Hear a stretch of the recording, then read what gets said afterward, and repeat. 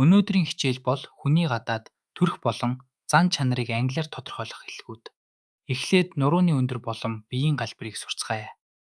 Тал гэдэг нь өндөр, гэдэг нь намхан, харин average height гэвэл дундаж нуруутай гэсэн үг. Slim гэвэл туранхай буюу гоолиг. Well built гэдэг нь спортлог, чийрэг биетэй хүнийг хэлнэ. Гэдэг нь илүүдэл жинтэй гэсэн үг юм. Жишээ нь He's tall and well built. Тэр өндөр бөгөөд чийрэг биетэй.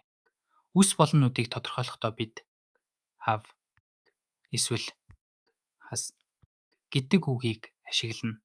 Straight hair шулуун үс, curly hair бужгар үс, blonde hair шаргал үс, dark hair бараан үс. Нүдний өнгөний хувьд blue eyes буюу цэнхэр, brown eyes буюу бор нүд гэж ярина.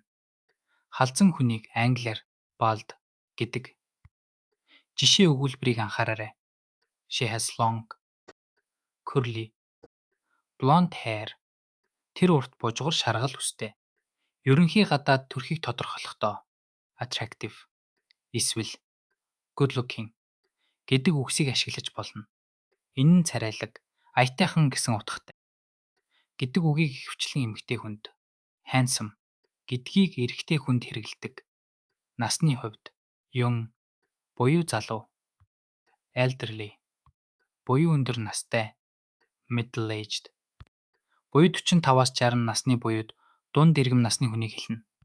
Одоо зан чанарыг тодорхойлох эерэг үгсийг сурцгаая. Kind гэдэг нь сайхан сэтгэлтэй, тусч хүнийг хэлнэ. Outgoing гэдэг нь нээлттэй, хүмүүстэй амархан нөхөрлөдөг хүнийг хэлнэ. Reliable гэдэг нь маш чухал үг. Энэ нь найдвартай, хэлсэндээ хүрдэг гэсэн утгатай. Cheerful гэвэл үргэлж инээмсэглэж явдаг, цоглог хүнийг хэлнэ. Ажил болон ухааныг тодорхойлохдоо smart эсвэл clever гэдэг үгсийг ашиглана. Энэ нь ухаалаг, сэргэлэн гэсэн үг. Hardworking гэдэг нь маш ажилсаг хүнийг хэлнэ. Харин ambitious гэвэл ирээдүйдээ том зорилгод тавьсан, тэмүүлэлтэй хүнийг хэлдэг байх нэ.